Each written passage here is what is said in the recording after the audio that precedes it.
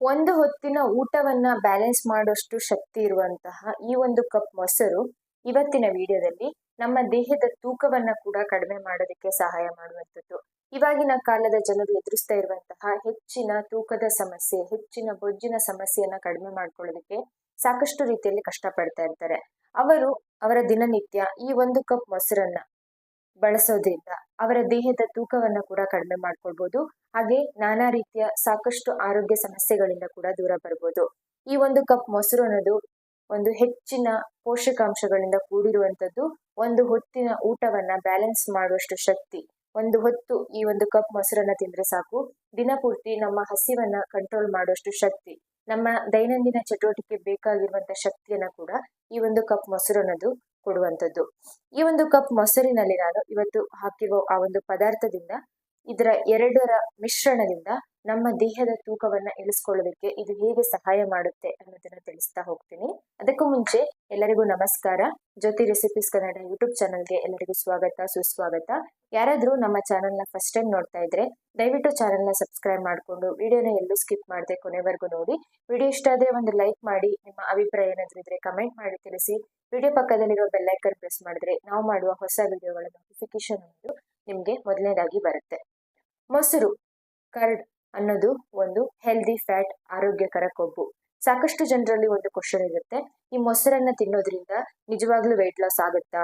ಇದು ಒಂದು ಫ್ಯಾಟ್ ಇಂದ ಕೂಡಿರುವಂತದ್ದು, ಇದನ್ನ ತಿನ್ನೋದ್ರಿಂದ ಇನ್ನಷ್ಟು ಕೊಬ್ಬಿನ ಪ್ರಮಾಣ ಅನ್ನೋದು ಶೇಖರಣೆ ಆಗುತ್ತೆ, ಇನ್ನು ಹೆಚ್ಚು ತೂಕ ಅನ್ನೋದು ಹೆಚ್ಚಾಗುತ್ತೆ, ಹಾಗೆ ಕೊಲೆಸ್ಟ್ರಾಲ್ ಕೂಡ ಹೆಚ್ಚಾಗುತ್ತೆ ಅನ್ನೋದು ಕೂಡ ಕೆಲವರ ಒಂದು ಕ್ವಶನ್. ಆದ್ರೆ ಫ್ಯಾಟ್ ಅಲ್ಲಿ ನಮ್ಗೆ ಎರಡು ರೀತಿಯಾದ ಫ್ಯಾಟ್ ಅನ್ನೋದು ಸಿಗುತ್ತೆ. ಒಂದು ಹೆಲ್ದಿ ಫ್ಯಾಟ್, ಇನ್ನೊಂದು ಅನ್ಹೆಲ್ದಿ ಫ್ಯಾಟ್ ಅನ್ನೋದು. ನಮ್ಮ ದೇಹದಲ್ಲಿ ಕೊಬ್ಬನ್ನ ಸಂಗ್ರಹ ಮಾಡುವಂಥದ್ದು ಅನ್ಹೆಲ್ದಿ ಫ್ಯಾಟ್. ನಮ್ಮ ದೇಹಕ್ಕೆ ಬೇಡದೇ ಇರುವಂತಹ ಅನ್ಹೆಲ್ದಿ ಸ್ನ್ಯಾಕಿಂಗ್ಸ್ ಇಂದ ಬರುವಂತ ಈ ಒಂದು ಫ್ಯಾಟ್ ಅನ್ನೋದು ನಮ್ಮ ದೇಹದಲ್ಲಿ ಕೊಬ್ಬನ್ನ ಶೇಖರಣೆ ಮಾಡುವಂಥದ್ದು. ಆದ್ರೆ ಈ ಮೊಸರಿನಲ್ಲಿರುವಂತಹ ಹೆಲ್ದಿ ಫ್ಯಾಟ್ ಅನ್ನೋದು ನಮ್ಮ ದೇಹಕ್ಕೆ ಅತ್ಯಗತ್ಯವಾಗಿ ಬೇಕಾಗಿರುವಂಥದ್ದು, ಒಂದು ನ್ಯೂಟ್ರಿಯೆಂಟ್ ಫುಲ್ ಆಗಿರುವಂಥದ್ದು, ಹಾಗೆ ಪ್ರೋಬಯೋಟಿಕ್ಸ್, ಒಳ್ಳೆ ಬ್ಯಾಕ್ಟೀರಿಯಾಗಳನ್ನ ಹೊಂದಿರುವಂಥದ್ದು. ಇದು ನಮ್ಮ ಗಟ್ ಹೆಲ್ತ್ ನ ಚೆನ್ನಾಗಿರಿಸ್ಕೊಳ್ಳೋದಕ್ಕೆ, ಕರುಳಿನ ಆರೋಗ್ಯವನ್ನ ಚೆನ್ನಾಗಿರಿಸ್ಕೊಳ್ಳೋದಕ್ಕೆ, ನಮ್ಮ ಜೀರ್ಣಕ್ರಿಯೆಯನ್ನ ಸುಧಾರಣೆ ಮಾಡ್ಕೊಳ್ಳೋದಕ್ಕೆ, ನಮ್ಮ ಮೂಳೆಗಳ ಆರೋಗ್ಯವನ್ನ ವೃದ್ಧಿಪಡಿಸ್ಕೊಳ್ಳೋದಕ್ಕೆ, ನಮ್ಮ ಹಲ್ಲುಗಳ ಆರೋಗ್ಯವನ್ನ ವೃದ್ಧಿಪಡಿಸ್ಕೊಳ್ಳೋದಕ್ಕೆ, ಹಾಗೆ ಒಂದು ಹೆವಿ ಪ್ರೋಟೀನ್ ಇಂದ ಕೂಡಿರೋದ್ರಿಂದ ಹೆಚ್ಚು ದೀರ್ಘಕಾಲದವರೆಗೆ ಹೊಟ್ಟೆ ತುಂಬಿದ ಅನುಭವವನ್ನ ಕೊಡುವ ಮುಖಾಂತರ, ನಮ್ಮ ಒಂದು ಅನ್ಹೆಲ್ದಿ ಸ್ನ್ಯಾಕಿಂಗ್ಸ್ ಅನ್ನ ಅವಾಯ್ಡ್ ಮಾಡೋ ಮುಖಾಂತರ ನಮ್ಮ ದೇಹದಲ್ಲಿ ತೂಕದ ಇಳಿಕೆಗೂ ಕೂಡ ಸಹಾಯ ಮಾಡುವಂಥದ್ದು ಈ ಒಂದು ಮೊಸರು, ಕರ್ಡ್. ಸಿಂಪಲ್ ಆಗಿ ಮೊಸರನ್ನ ತಿನ್ನೋದ್ರಿಂದಲೂ ನಮ್ಮ ವೆಯ್ಟ್ ಲಾಸ್ಗೆ ಹೆಲ್ಪ್ ಆಗುವಂಥದ್ದು.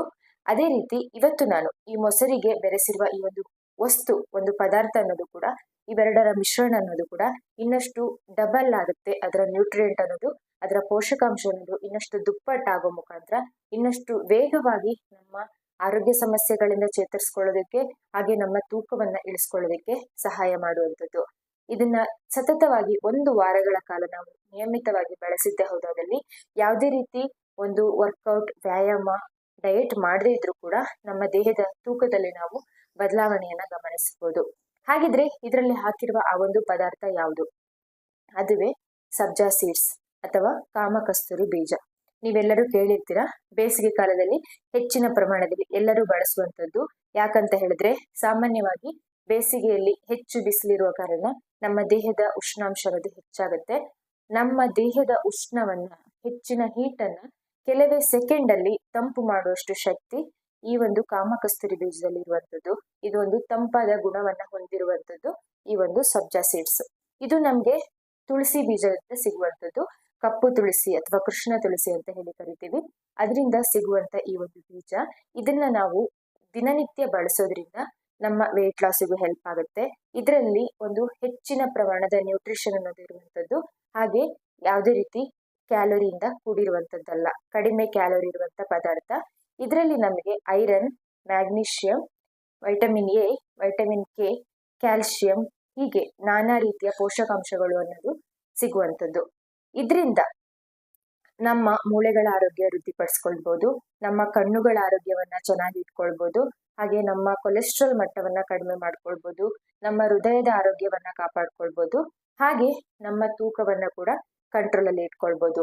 ಅದು ಹೇಗೆ ಅಂದ್ರೆ, ಈ ಒಂದು ಸಬ್ಜಾ ಸೀಡ್ಸ್ ಅನ್ನ ದಿನನಿತ್ಯ ನಿಯಮಿತವಾಗಿ ಬಳಸೋದ್ರಿಂದ ಇದು ನಮ್ಮ ಅನ್ಹೆಲ್ದಿ ಸ್ನ್ಯಾಕಿಂಗ್ಸ್, ನಮ್ಮ ಹಸಿವನ್ನ ನಿಯಂತ್ರಣ ಮಾಡೋ ಮುಖಾಂತರ ನಮ್ಮ ದಿನನಿತ್ಯದ ಊಟದಲ್ಲಿ ನಾವು ಬೇಡದೇ ಇರುವ ಆಹಾರ ಪದಾರ್ಥವನ್ನ ಅವಾಗ ತಿನ್ನುವ ರೂಢಿ ಇದ್ರೆ ಅದನ್ನ ಕಂಟ್ರೋಲ್ ಮಾಡೋ ಮುಖಾಂತರ ನಮ್ಮ ಹಸಿವನ್ನ ನಿಯಂತ್ರಣ ಮಾಡಿ ಕ್ಯಾಲರಿ ಇಂಟೇಕ್ ಅನ್ನ ಕಡಿಮೆ ಮಾಡೋ ಮುಖಾಂತರ ನಮ್ಮ ದೇಹದಲ್ಲಿ ಕೊಬ್ಬಿನ ಪ್ರಮಾಣವನ್ನ ಕರಗಿಸೋದಕ್ಕೆ ಈ ಒಂದು ಸಬ್ಜಾ ಸೀಡ್ಸ್ ಅನ್ನೋದು ಸಹಾಯ ಮಾಡುವಂಥದ್ದು.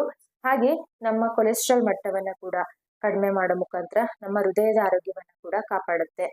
ಹಾಗೆ ನಮ್ಮ ಮೂಳೆಗಳ ಆರೋಗ್ಯವನ್ನ ಕೂಡ ಕಾಪಾಡುತ್ತೆ ಇದರಲ್ಲಿ ಹೆಚ್ಚಿನ ಪ್ರಮಾಣದ ಕ್ಯಾಲ್ಸಿಯಂ ನಿಂದಾಗಿ.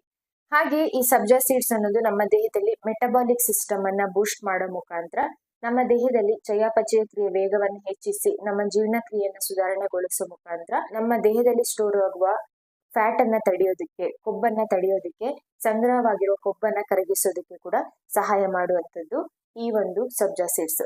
ಹಾಗಿದ್ರೆ ಇದನ್ನ ಹೇಗೆ ತಯಾರಿಸೋದು, ಮೊಸರಿನಲ್ಲಿ ಈ ಒಂದು ಸಬ್ಜಾ ಸೀಡ್ಸ್ ಅನ್ನ ಹೇಗೆ ಹಾಕಿ ನಾವು ಹೇಗೆ ತಯಾರಿಸಬೇಕು ಅನ್ನೋದನ್ನ ಒಂದು ಸಣ್ಣ ವಿಡಿಯೋ ನೋಡ್ಕೊಂಡ್ಬರೋಣ.